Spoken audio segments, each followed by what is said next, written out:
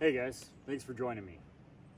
I'm going to be going over some of the parts, modifications, and some of the specifications on some of the things that I put on here. I've done some things for performance, I've done some things just for looks, and I think overall it's turned out looking pretty good. I know I've already covered a lot of this stuff in the previous video, but I'm going to go a little bit more in detail about some of it, and I'm going to skip over some of the other stuff that isn't that important.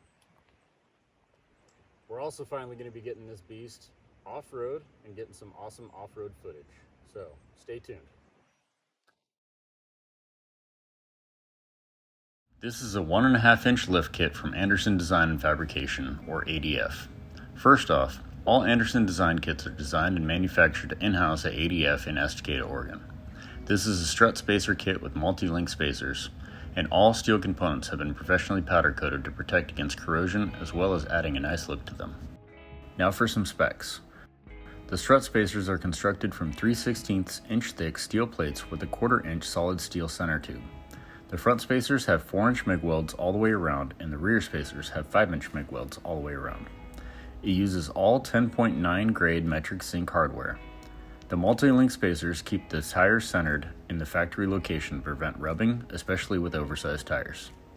The multi-link spacers are also well designed and pleasantly overbuilt like the rest of the kit. It has been designed to keep the factory alignment by incorporating camber and caster offsets into the spacers. They also incorporated extra added height in the rear spacers to compensate for heavy loads. Overall, I find the Anderson design kit to be really well thought out and built, and I'm excited to put it to the test.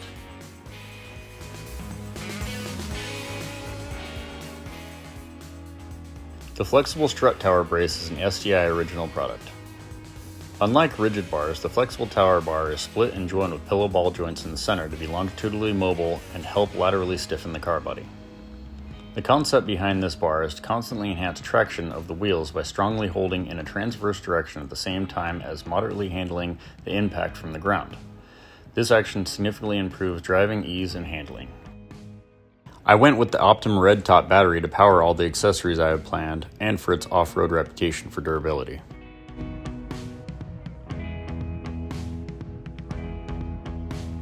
I added the Thule extended arrow crossbars for the versatility and added length. Then fitted my old Thule Canyon XT cargo basket and made a DIY spare tire carrier for it. Then I added the Thule rooftop bike carrier on the other side, leaving me about 8 inches of crossbar left so I can mount an awning in the future. I also got the Thule Pulse M cargo box, not shown, for traveling with extra storage when I need it. My DIY tire carrier has a padlock for added security and is inspired by the Yakima design.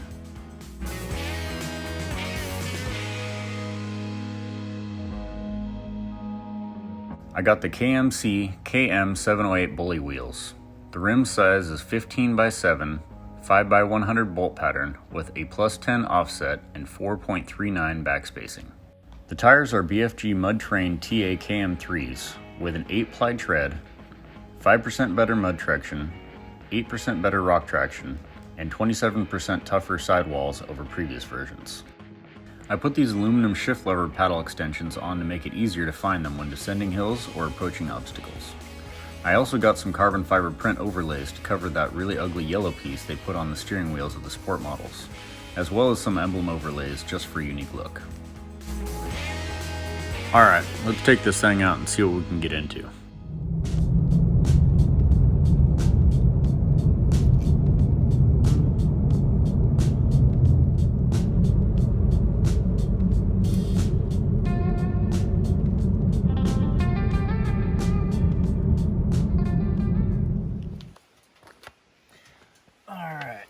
We just stopped to air down a little bit. I got this air down tool from Boulder tools that I'm going to be using. Not sponsored. I'm not going to air down too much today. I am kind of in between air compressors at the moment. So I'm only going to take it down a few PSI, but I definitely don't want to be running the road pressure up there on the mountain. So anyway, gotta do it real quick.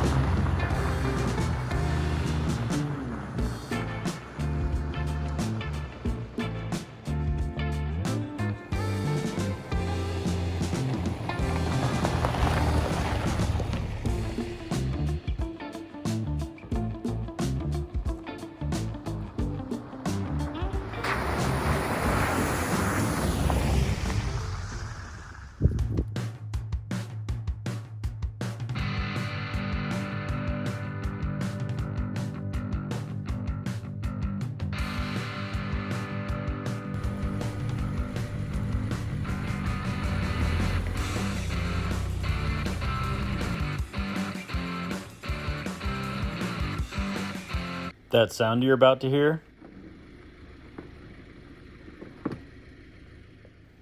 Yeah, that was me bottoming out.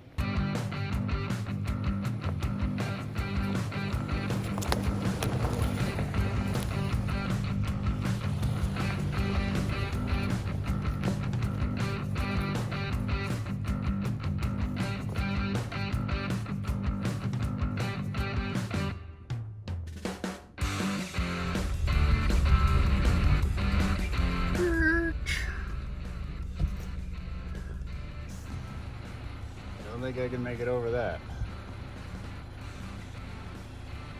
Crap. Guess I'm turning around.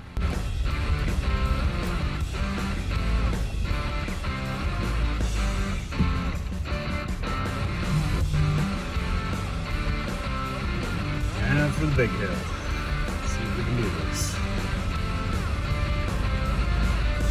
Hope so. Woo! Ha ha ha ha ha!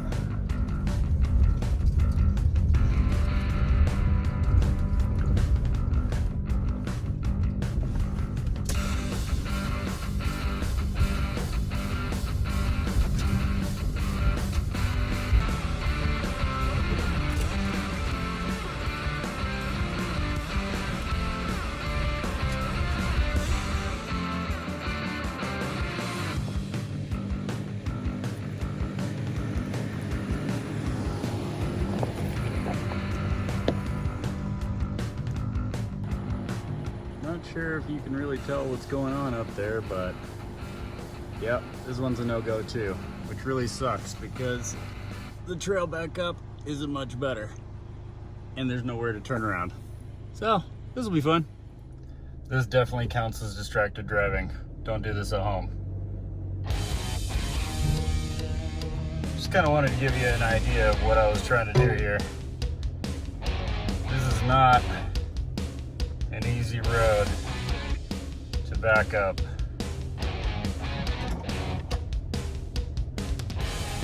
Okay, just backed out of that, and I'm up to this point where it's a little bit wider, and I think I'll be able to turn around right here.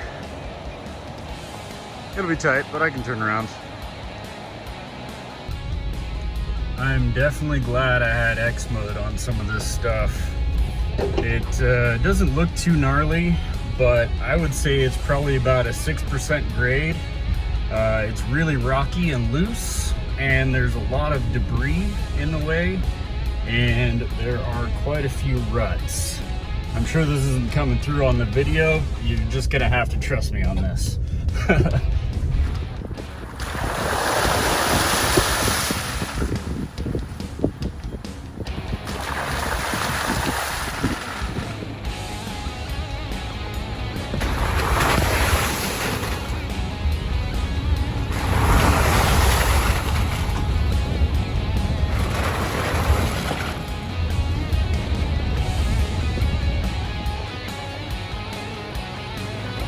On this one, you can see how the X mode diverts power to the other tires. That's pretty cool.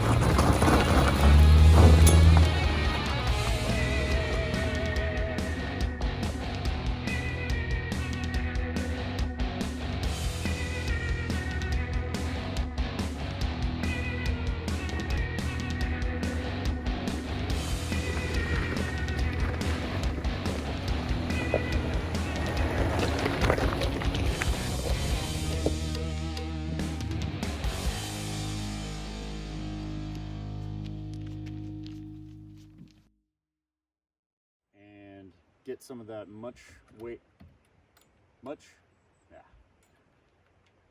We're also going to get into some off-roading today and get some of that much anticipated off-road footage.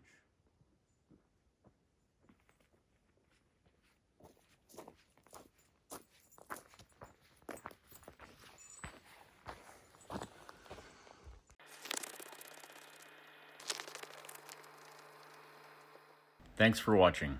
Please consider liking and subscribing.